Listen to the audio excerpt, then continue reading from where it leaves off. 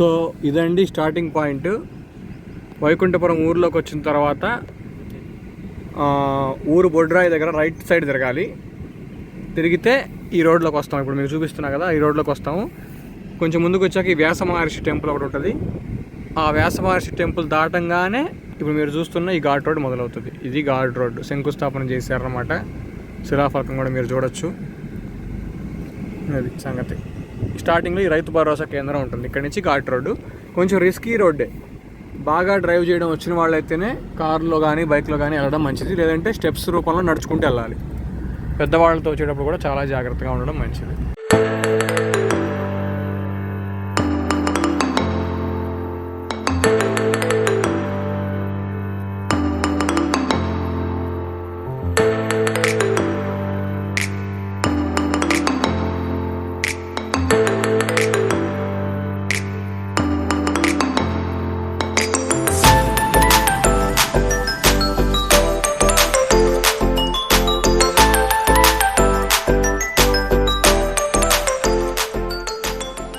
ఈ ప్రదేశానికి వచ్చి చాలా చాలా నెలలు గడిచిపోయాయి. మేబీ సంవత్సరం కూడా పైన గడిచిపోయినట్టుంది. నేనున్న ప్రాంతం పేరు అమరావతి వైపు ఉన్న, అమరావతి కంటే ముందు వచ్చే వైకుంఠపురం టెంపుల్ అన్నమాట. ఈ టెంపుల్ పై నుండి వ్యూ మీరు చూస్తున్నారు. అమరావతి నుంచి వచ్చే కృష్ణానది అనేది ఇట్లా 2 పాయలుగా డివైడ్ అవుతుంది. మీకు దూరంగా ఇప్పుడు కనపడుతున్నది మరో పాయ అన్నమాట. ఎండాకాలం అవడం వల్ల వాటర్ కొంచెం తగ్గినాయి. ఈ రెండింటి మధ్యలో ఇట్లా కొంత భూభాగం ఉండి పంటలు వేసుకుంటూ ఉంటారు ప్రజలు. సో మీరు కింద సైడ్ చూసినట్లయితే మెట్ల మార్గం కూడా ఉంటుంది. ఈ గుడికి ఘాట్ రోడ్డు నిర్మాణం చేస్తున్నారు. సో ఇప్పుడు ఈ కొండ చుట్టూ మీకు మట్టి రోడ్డు కనబడుతుంది కదా, అది ఘాట్ రోడ్ వేస్తున్నారు అన్నమాట. సో ప్రజెంట్ అయితే రిస్కీగానే ఉంది. 2 వీలర్స్ అయినా కానీ స్కూటీలు అయినా కానీ కొంత ఇంజిన్ పవర్ తక్కువ ఉన్న బండ్లు అయితే కొంచెం ఇబ్బందిగానే ఉంటుంది. జారిపోయే ప్రమాదం ఉంటుంది. స్టోన్స్ అట్లా ఉన్నాయి రోడ్డు మీద. ఇంకా కంప్లీట్గా తార్ రోడ్ వేయలేదు, కేవలం మట్టి రోడ్డు మాత్రమే ఉంది. సో కార్లో కూడా పాత కార్లు అయితే కనుక రిస్క్ చేయకపోవడమే మంచిది.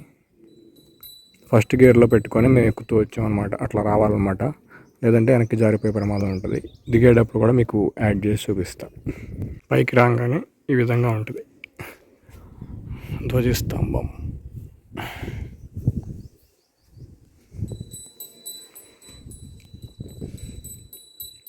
ఈ ఘాట్ రోడ్డు స్టార్టింగ్లో కింద మీకు రెడ్ కలర్లో ఒక టెంపుల్ కనబడుతుంది కదా, అది వ్యాస మహర్షి గుడియో ఆశ్రమమో సంథింగ్ ఏదో కట్టారు.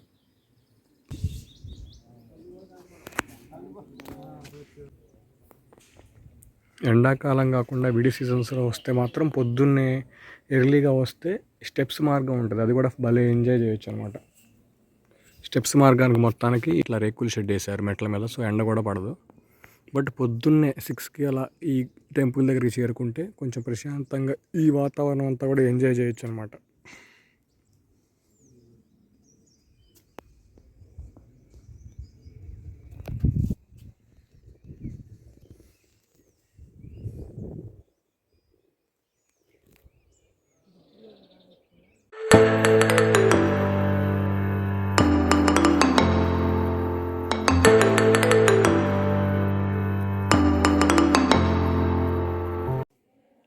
స్టెప్స్ మార్గం ఈ విధంగా ఉంటుంది.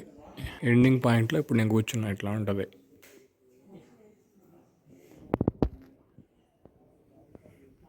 ఇదే గర్భగుడి.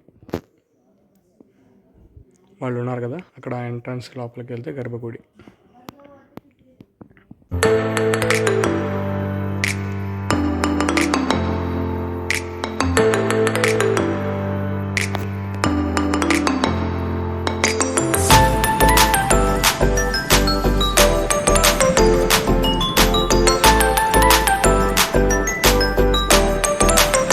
ఇప్పుడు దిగబోతున్నాము ఈ రోడ్లో.